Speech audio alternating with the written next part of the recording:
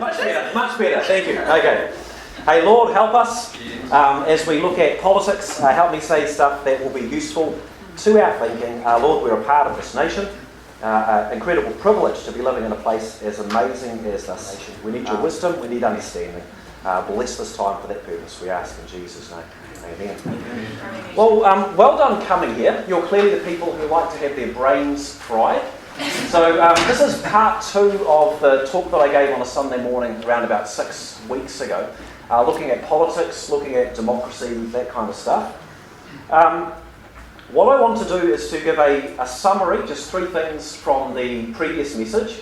I then want to go across and have a look at socialism and look at some of the prophets and practitioners of socialism to understand its values as then applied into communism and fascism, so we get an idea of what's sitting, I think, on one particular side of a fence. But I then want to look at capitalism, which is the other side, because we've got a strong movement taking place in the West where the younger generations are sort of liking neo-Marxism. In other words, they're tending towards this socialist side again, and we've got to try and understand why. Capitalism has a flaw, but I think socialism has a fatal flaw. And if we don't learn to balance that out within our political policies, we will lose capitalism and therefore lose our freedoms. So I'll then take you to a conclusion which might be a bit unexpected based on everything I've said prior. So that's where we'll go in the next however long that takes. But I'll target the 40-ish minutes and hopefully with a little bit of Q&A at the end. So what I talked about in the previous talk on this it started with the difference between a biblical covenant and a social contract. So a biblical covenant is like marriage, where myself and my wife in a triangle get married sitting underneath God. So there is an accountability that's above us that defines the rules and the boundaries so that we treat each other well, and as we draw nearer to God, we draw nearer to each other. It's got something beyond us to sustain it. A social contract is different in that it's only between me and my wife. So it's like a civil union. There's no higher power, there's no higher authority. And the problem with that is that there's no moral truth. There's no absolute truth. And so we could change. We could change our values, our morality, and change that dynamic. The only way this actually works is if one of us chooses, I think, at the end of the day, to dominate the other. Subjugate them, have a ruling class and a ruled class, and you can potentially sustain that. But even there you're going to get problems because the ruled might decide they don't want to be ruled. So you're going to have to find ways to make them fearful or to subjugate them or whatever else. So there ends the lesson on patriarchy or male domination, but it's exactly the same principle as in politics.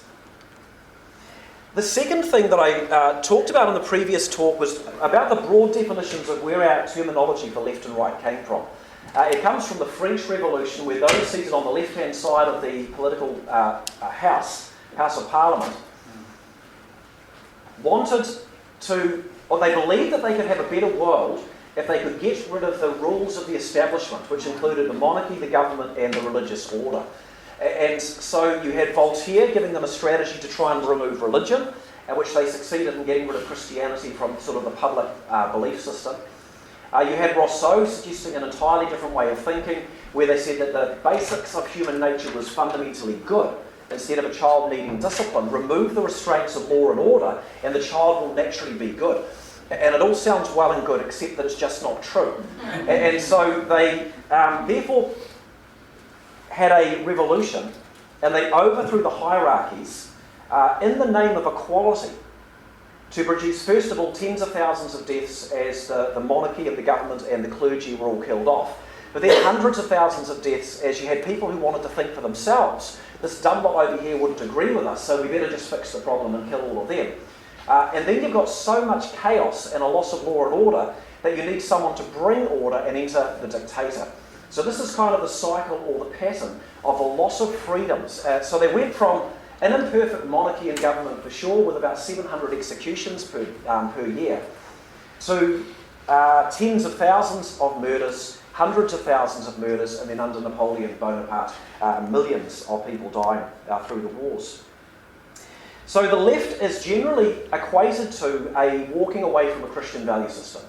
That's not meant to be a criticism. That's not meant to be saying that a person couldn't hold Christian convictions and be in a left-leaning party. But historically and in its background, it is a rejection of Christian values into a morally fluid environment because you've got no basis for truth or fixed morality. It's called progressive, it's called liberal, because you're liberalising away from the structures of society that have been there previously. Now, the last thing to note is the stuff I gave you about Israel in what's called the Hebraic template. So the template for government that God gave to Israel prior to them actually having a king. But this did include through Moses and into the land. To summarise this here, there was to be no king, and I suggest to you because power corrupts. And so in a fallen world where God's perfect creation was corrupted by our sin, you've got a situation where I think God knew that if you ever had a person in charge of a whole nation, the power that they had would corrupt them and the system would fall over. So God said, I will be your king, but he would allow governance at a much lower level in tribes and in cities.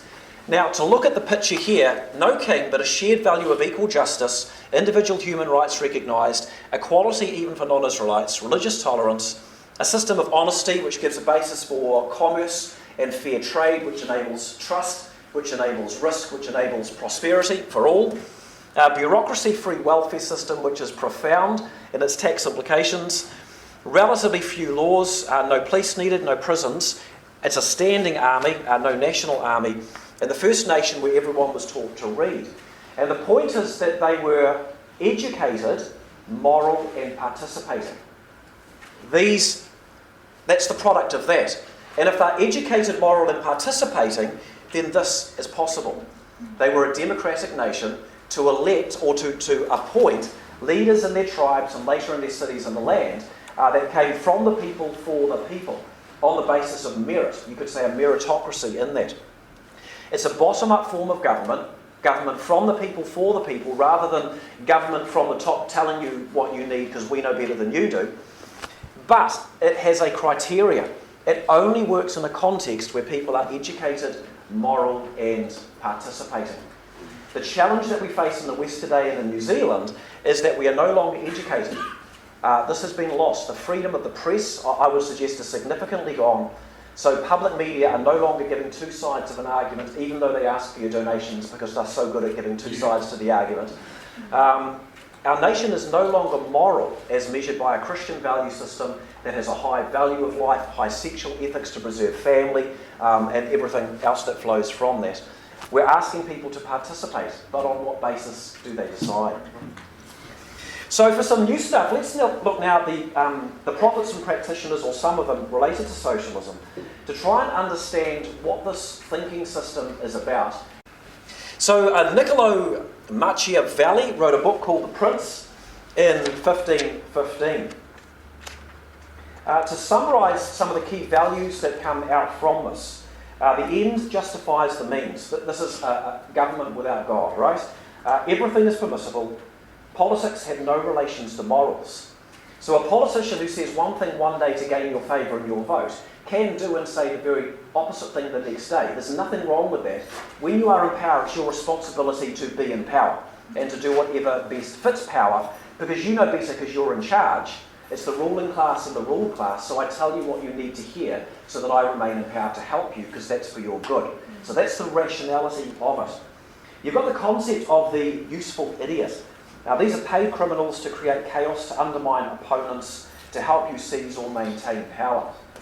I think we're seeing cases of the useful idiot in America. Right now, you've got billionaires who have funded lots of people's bail money getting out. They're now funding bail for people across America because they'll most likely vote for one side of the party. There's huge amounts of money being thrown into that. You have had people paid to go to opposition party meetings, to protest and to create chaos. So there's money flowing in all of that, for example, in America today. Another famous case of the useful idiot would be in Germany, where Hitler deployed the brown shirts, led by a noted homosexual, and their role was to go to opposition party meetings, again to create chaos, and they created an enormous amount of chaos. So much so that when Hitler seized power, he had to demonstrate that he was capable of bringing law and order. So you have what was called the Night of the Long Knives, on which all of the brown shirts were killed. So they're the useful idiots. They're people that you give a cause, and they believe so much in the cause that they run for it, go for it, not realising they're actually pawns in somebody else's bigger game. Never waste a crisis is another concept. that sits here, and you find that recently on the leaders of politicians in America as they saw the coronavirus coming. So I won't give you names of who's said these things, but they are deliberately seeking to leverage things that are entirely open about what they seek to do as well. George Wilhelm Frederick Heagle was a professor at the University of Berlin. He taught about socialism. To summarise some concepts, the state is God. Walking on earth, we must worship the state. All the worth which the human being possesses, he possesses only through the state. The state recognises no authority but its own and acknowledges no abstract rules of good or bad. The state is the ultimate end which has the highest right against the individual, whose highest duty is to be a member of the state. To summarise here, on the left, the basic idea is the state is the greatest good, not the individual. The contrast is it's a more Christian idea on the right. The individual is the greatest good. Government exists to government should self-limit its powers because government exists to protect an environment within which the individual can be truly free. So the individual's the greatest good, or the state can't have both. One of his most famous contributions was the Hegelian dialectic. You might have heard of, or might not have, thesis, antithesis, synthesis. And this is really going into a whole sort of area of thought related to change theory.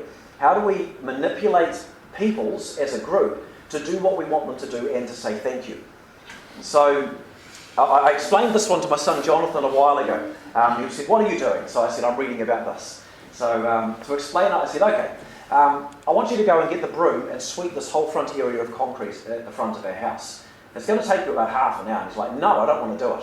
So I said, "Okay, I want you to go and get the hose. I want you to scrub down the entire house. I want you to sand the house, and I want you to paint the entire house twice. It's going to take you 2 to 3 weeks." He says, "No way, I'm not doing it." I said, "Okay, I'll let you off all of that painting of the house. Get the broom, sweep the front yard, it'll take 30 minutes. He said, "Okay." Right? So, change theory. So how do you manipulate crowds? Create a crisis, never waste a crisis. Right? And you leverage it to achieve your own goals. And you can have them thanking you at the end of it. So, one of his key students was a man named Karl Marx. And this is where his ideas came from. And he went to a few countries, tried some things, didn't work out, went back to Russia and wrote the Communist Manifesto in 1848, claiming to stand for the rights of the working man. He eliminated the bourgeois. I don't know how to pronounce that, but that's the middle class business owners. So all of you who have been industrious and have taken initiative to try and have a business or buy a house or get ahead, you are now the enemy. Sorry, you're probably dead. He made the state like God. He ended religious freedom. He established free public education because you have to indoctrinate the children with your own thinking so you don't have rebellions. So education is important, and this is why the left as a general trend will be against homeschooling and private schools. They want everything public education because they can control the agenda of it. He removed private ownership of property, and he was able to justify it all with Darwinian theory.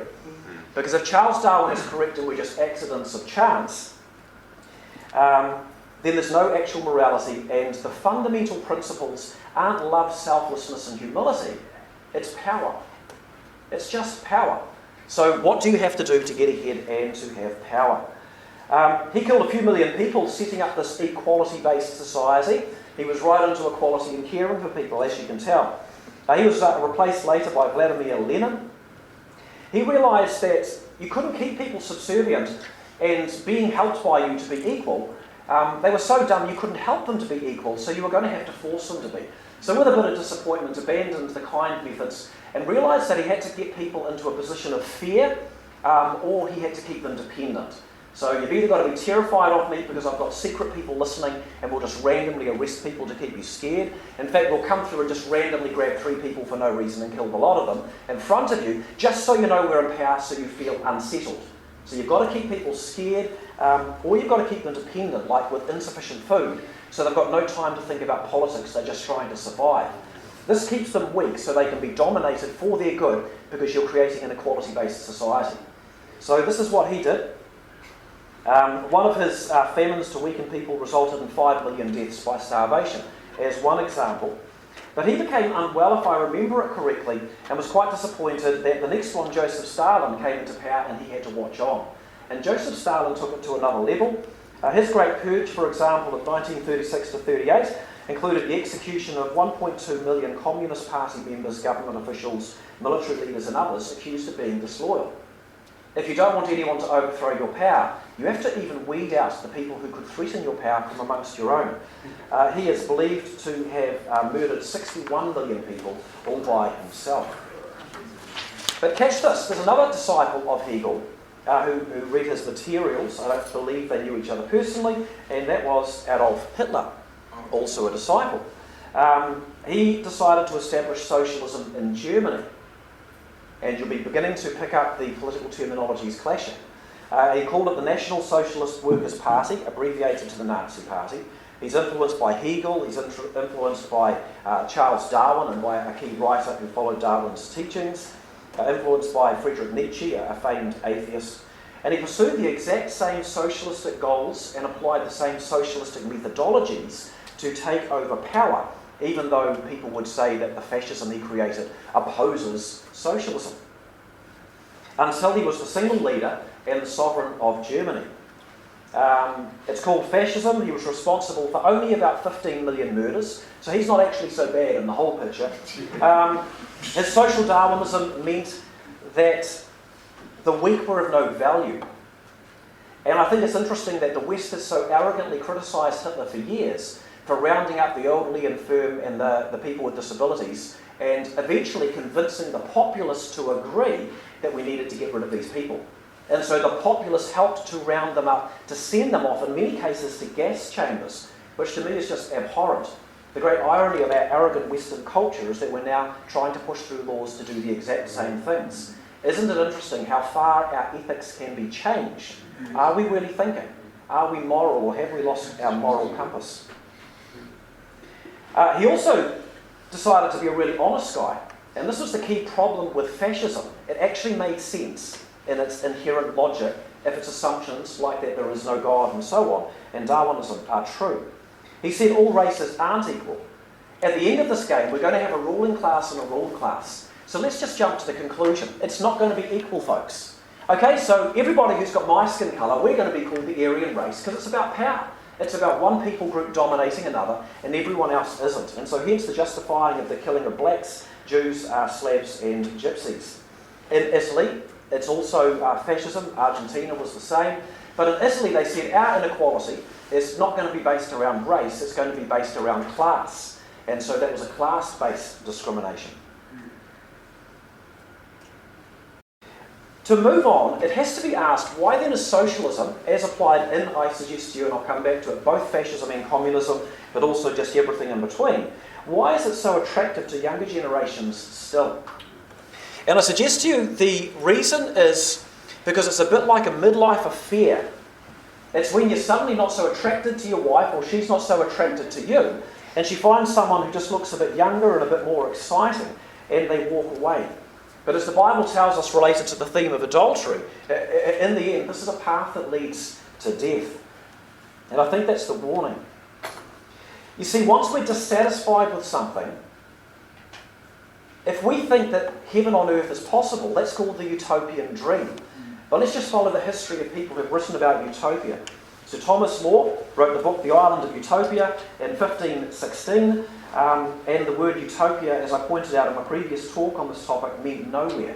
The point is that this communist, top-down, ruling class, ruled class society for the equality and well-being of the people who own no land and no property and no business isn't actually possible on planet Earth. Plato's ideal world was the mythical island of Atlantis. It was a totalitarian dictatorship within which he hoped you might have what I called last time the benevolent dictator, which he called the philosopher king. Campanella wrote a book, City Under the Sun, 1602, exactly the same again, a ruling class, no private property, no undue wealth, etc.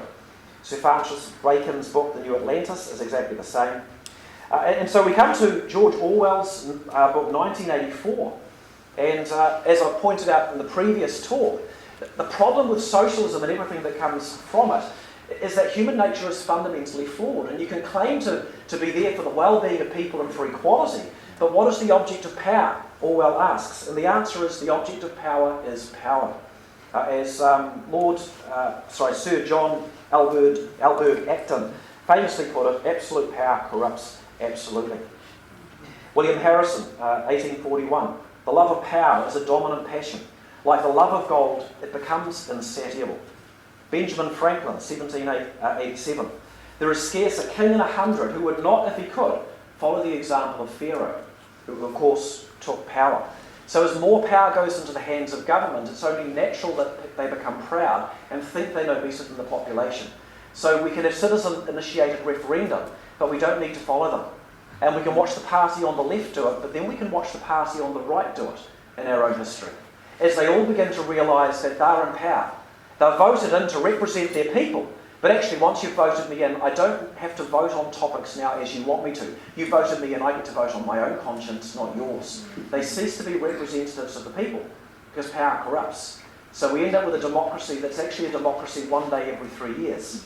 This is very quickly where New Zealand is going. Governor Patrick Henry at the 1877 Virginia Conference to ratify the US Constitution. Can the annals of mankind exhibit a single example where rulers, overcharged with power, willingly let go? A willing relinquishment of power is one of those things human nature never was, nor ever will be capable of. Let's look at some quick comparisons so we understand some things on this side of the fence. Socialism, there's all sorts of definitions. I disagree with this one, the ownership of business. It's not. Socialism is to say the state, the social good, is the greatest good. It logically follows from that if you guys start businesses and I run the state, then your businesses belong to me. So I could let you own them and tax you to death and have power to take it off you if you upset me, or I could simply take over full ownership of it.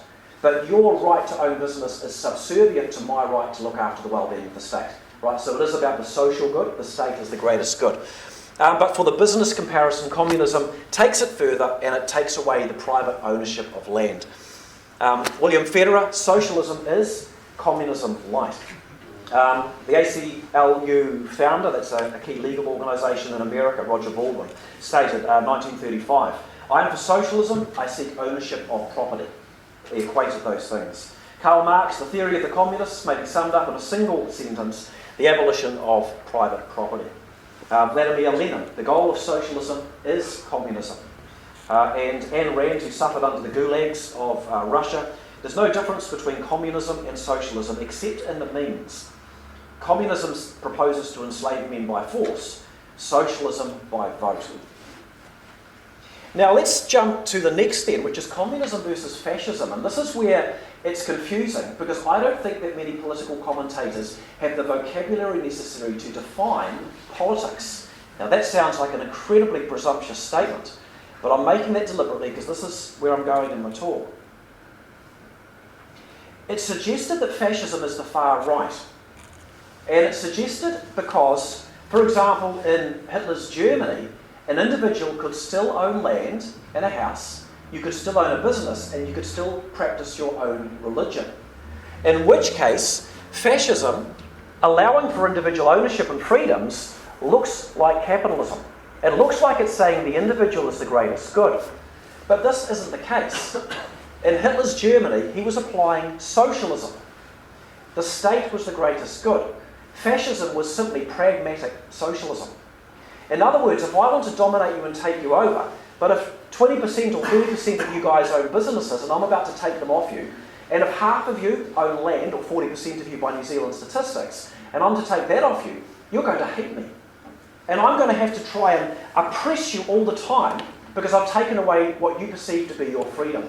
So as an entirely practical person, I'm going to let you keep those. But understand this, I am God. And if you speak against me, you will be whacked harder than you can imagine, quicker than you can imagine, and you will lose everything. I can own your business and your land and kill you like that because the state is the greatest good and I am God. So if you see what I'm saying, it gives an appearance of capitalism and freedom, but it wasn't. It was still socialism, it was just pragmatic. If we look at some of the other key differences between fascism, which is said to be far right, and communism, said to be far left. Fascism claims inequality from the start because the goal is the ruling class and the ruled for their well-being. Communism claims equality from the start. but it never delivers on its promise. It always becomes the ruled and the ruling. Fascism starts off by being highly nationalistic. Our nation is going to be awesome and we're going to triumph. Are you trying to tell me that communism doesn't become that, right? Fascism allows for some personal freedoms, like I've mentioned already, business, land and religion, but you don't actually own those. They're just lent to you. My point is very simply that the values of these two things are exactly the same. They are the same thing. They just apply it from a different starting point. And if we look at the results of the two, they are exactly the same. I want to read the litany of death from communism. 45 countries became communist satellites during the Cold War. In every single one of them, tens of thousands, if not hundreds of thousands or millions, were murdered and the people lost their freedoms. Afghanistan, Albania, Angola, Armenia, Azerbaijan, however you say it, Belarus, Benin, Bosnia, Bulgaria, Cambodia. Just think of the suffering that's gone on in the last 100 years as I read this. Cambodia, China, Congo, Cuba, Croatia, Czech Republic, East Germany, Egypt, Eritrea, Estonia, Ethiopia, Georgia, Herzegovina, Indonesia, Hungary, Kazakhstan, Kyrgyzstan, Laos, Latvia, Lebanon, Lithuania, Macedonia, Moldova, Mongolia, Montenegro, Mozambique, Nicaragua, North Korea, Poland, Romania, Russia, Serbia, Slovakia, Slovenia, Somalia, South Yemen, Syria, Tajikistan, Tibet, Turkmenistan, Ukraine, Uzbekistan, Vietnam, Yemen and Yugoslavia. Socialist ideas and ideologies were applied in every country to take the power away from the people, to put it into a ruling class, a result of which people suffered all over the world in incalculable numbers. There are only 5 communist nations currently: China, North Korea, Cuba, Laos and Russia. I think that Venezuela should probably be added to that list now. Fascism, there's no fascist nations right now. The most recent to shut down were Chile and Argentina. So let's come to the big comparison. How about socialism along with fascism and communism, which I suggest are on one side of a wall, with capitalism? What's the fundamental difference? In socialism, the state is the greatest good. You could say from a business end, it's the state ownership or control of business or of land. Under capitalism, the key difference is the individual is allowed to own business and to own land. Now, this is not directly Christianity, but this is connected to Christian ideas of the individual being the greatest good, created in the image of God, with freedoms that are given by God and rights that are given by God, which government is responsible to protect. Government from the people for the people, not the other way around. So for a definition, a country's trade and industry are controlled by private owners rather than the state. Conceptually, this leads to a limitation of government powers rather than ever extending bureaucracy. But the key flaw, where it is of socialism power, because power corrupts, and I think this is a fatal flaw, history demonstrates that. Under capitalism, the problem that you come down to is greed. And this is why Plato, 400 years before Jesus, believed that capitalism and democracy couldn't work. They were foolish ideas because out of our equal opportunity, some inequality will result because some will work harder than others and some are smarter than others. But out of that equality, with a lack of charity in the heart, you end up with a wealth gap, which we're hearing about all the time now in our politics, both because it's a reality and because it's a ploy. And that wealth gap produces an inequality you've got to fix. So you've got to tax the wealthy to death, but eventually you might just have to kill them. That's probably the easier way to do it. So let's just jump to the conclusion, says Plato, and this was in my previous talk. Let's just go straight away to a totalitarian dictatorship with a ruling class and a rule. The best you can hope for is the philosopher king, the benevolent dictator who actually has a good heart to care for the people. The problem is, even if you have such a king, he might then die, who then will rule? Capitalism's problem, therefore, is greed. And the question is, can that be mitigated? Can that be softened? One interesting little story out of history is John Calvin, the reformer. The Catholic Church had said, on the basis of biblical teachings, you can't lend money to someone charging interest. That was called usury, because the poor would borrow money and be charged high interest and end up as slaves, as happens throughout Africa and throughout Asia still today. So the Catholic Church said no interest on money. John Calvin reasoned that if I own a piece of land worth this many dollars, I can rent it. So why can't I take this much money and rent the money out? So maybe if it's to a poor person for food, no interest. But if it's to someone who wants to start a business, why can't I rent it out like I can land? The problem was, how do you define how much interest you would charge? And this is the point that Plato's making. It's not going to work. He said, I've got an answer. He says it's the golden rule that we got from Jesus. Do to others as you would have them do to you.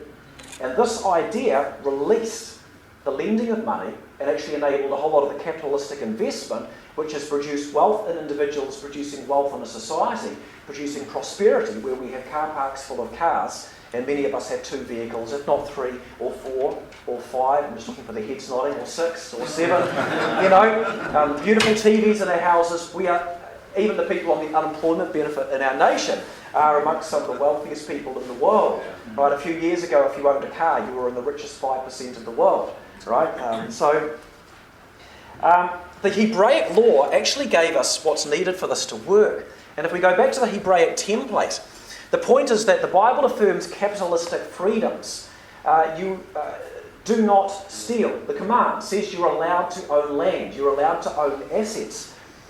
But this is under God. God is first. And you've got a Sabbath to rest and to remember God. This is to say, neither you nor your servants are allowed to work on the Sabbath, because people are more important than things. You see, the love of money is being subjugated under a number of layers. It's within a context, just like democracy. It doesn't exist by itself. It only thrives and survives in a context. Next, the family is next, as well as God. 7 festivals a year, some lasting a week, on which you're not allowed to work, nor your servants. This is saying family is more important. This is saying tribe is more important.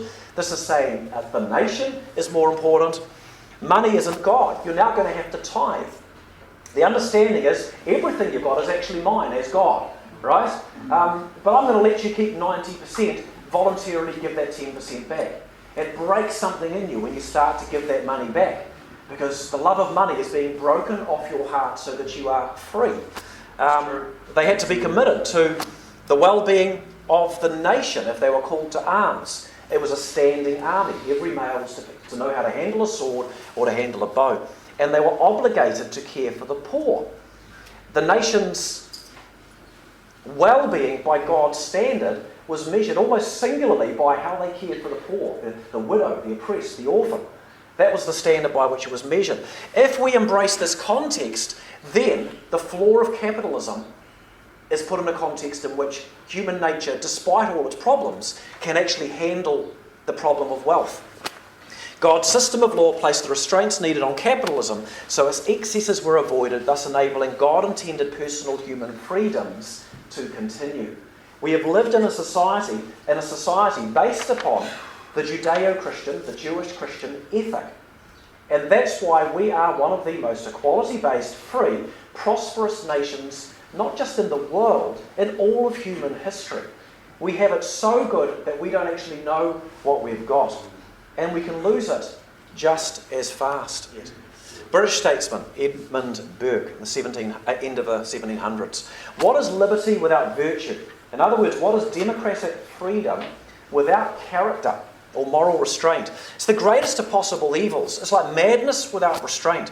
Men and women, obviously, are qualified for civil liberty. That's a democracy and freedom, in exact proportion to their disposition to put moral chains on their appetites. It's only in as much as we are educated, moral and participating that this works. So here we come to my conclusion. No system works. Democracy isn't amazing. Having a king isn't amazing. It doesn't actually matter what you've got. It's not about the politics or the economic processes and policies. It's not about that. It's about character and values, completely. Because whether it's fascism or communism, it's both socialism, and that leads to a path of death. Equality doesn't come from a political theory of equality, nor from marching down streets, burning buildings, killing shop owners, and taking their stuff. Right? Because that's what they're marching theoretically in the name of. Equality comes from genuinely believing God made all people equal. If you believe that, you will head towards an equality-based society. Remove it, and the person standing for equality will become the tyrant who dominates you. Charity, a caring society, isn't produced by having a welfare state that gives you compulsory charity where you pay high taxes into a system that will be very inefficient as compared to if you allowed competition into the market. We all love the welfare state because we like not paying when we go to the hospital. But if we actually break it down, this isn't the only way to approach these things. And it's been shown in numerous cases to not be the best. Charity isn't produced by a political theory of care. It comes from core values. Do your beliefs give you an inherent motivation for selflessness rather than selfishness? I could name a nation with no welfare system where they have hardly any children living under the poverty line, while it's said that 1/4 of New Zealand children live under the poverty line. That nation has no welfare system and has no healthcare system. And everybody has healthcare. Because there's different ways to manage these things. And where is charity in our nation when people protest saying what the government has to do? As if they were righteous. If you want to stand there and tell us how righteous you are, go and sell your own house and give the money away. Then you've got some authority to speak. We've actually flipped this on its head as a culture. And the prosperity we have and the honesty that produces prosperity, noting that most societies in all of history and in the world today run on corruption, doesn't come from an economic theory. It comes from a religious belief that gives you a reason to believe that God's watching and that you need to be honest even when no one is looking. So what causes democracy to arise? A Singapore study on the rise of democracy in Africa found one thing: it wasn't what they expected, it wasn't what they wanted. The extent of conversionary missionary activity. It wasn't just charitable missionary activity, conversionary. There's a God who loves you, you've done wrong, say sorry, He will forgive you, now go and do good. Because what it says is it comes with a value system that says the individual is important, which says the powers of government have to be limited because they exist to protect the people. To the extent of conversionary missionary activity, democracy rose. To the extent of its loss, democracy dies. Take India and many other nations as an example, when England moved out of them, releasing the colonies to independence. So how do you understand religion? How do you understand politics? I think the answer, my suggestion to you, is to understand religion. And a person in politics can argue for ages about the differences between communism and fascism because they have no framework of reference to define these things. It's religion, it's values. Origins, morality, meaning, hope, the big questions of life.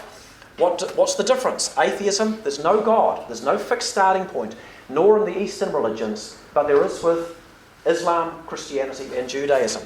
So does actual morality we're accountable to exist? If there's no God, no. If the Eastern religions are true, no. I'd love to explain this more, but time isn't there, because they would have things they would say are good. But for example, it might be good of me to give food to a poor person, but it's not good for me to give a poor person a job. Because if I give a poor person a job, I change their circumstance, which interrupts their karma, because they're being punished for the previous life. So by giving them a job and changing their circumstance, I disadvantage their next life. And this is why you could go to a single nation in Asia and find more suffering in 7 states than the entire continent of Africa, because it's bound into the religious process. So they have definitions of good, but very different to what we have. Whereas if a God exists, there's fixed morality. Is there a meaning for life? To pass on your genes. So yes, there is, but not a meaningful one. And to dominate, survival of the fittest.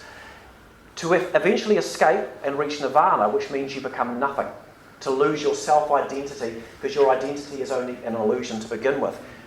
Yes, there's meaning. God loves you. He's got a purpose for you in this world to make it like heaven. And is their ultimate hope. You can die, you can become nothing. Yes, you can be in eternity with God. Untouched by the breath of God, 4 quotes and we're done. Untouched by the breath of God, unrestricted by human conscience, both capitalism and socialism are repulsive. And Solzhenitsyn was a man who suffered under the gulags and wrote profusely and had a big influence on Western thought about communism. I am very doubtful, says C.S. Lewis, whether history shows us one example of a man who, having stepped outside traditional morality and attained power, by this he means stepping outside of Christian morality, has used that power benevolently. If you remove God, you've lost the moral compass. Morality can be changed, and it degrades. It took the sacrifice of millions of courageous Allied lives. This is a punchy one. William Federer, a book written this year, Socialism. It took the sacrifice of millions of courageous Allied lives to stop what German church leaders refused to, because they were silent and taught church members it was more spiritual not to be involved in politics. This came from a movement, I think, called the Pietists. And it's wrong to go to movies, evil entertainment. You're not supposed to drink, don't touch alcohol ever, and don't be involved in politics. These are all very worldly things. And as a result, the church was silent as Hitler's regime progressed, when it should have been speaking out. Politics isn't for us to be involved in. The church shouldn't make any statements on politics until eventually the regime had so much power that if they did speak out, they would do so at the jeopardy of their own lives. You know what I'm saying? We're in danger of the same, because this journey has already gone a long way. So as a simple summary, then we can end, if those who need to go can go, and we can have Q&A. So should the Christian be involved in politics? Absolutely. Politics is about people. God cares about people. Christians must be involved in politics. If we want this nation to thrive, I think that we have lost on the sexual ethics issues, which leads to the whole social breakdown of the fabric of our society. We're losing on the value of life issues. We're about to lose on the freedom of... We've lost freedom of information already, I believe. We've lost freedom of speech for academics and universities already. That's from academics in our universities. But we're about to lose our freedoms of speech and conscience and information in the public sphere for the average householder. That's the direction that we're going. It's a slide. If we're not involved and we don't speak, it's clear what awaits us. One last comment. The light of Christ shines brightest in the darkness. Most nations do not have our freedoms or prosperity, and yet the gospel continues to make advances. People continue to know Christ, and the kingdom of God continues to advance. The church isn't at all under threat in this, but some of our freedoms and privileges are. So I hope that's been useful. Amen. Cool. Thank you. Give that man.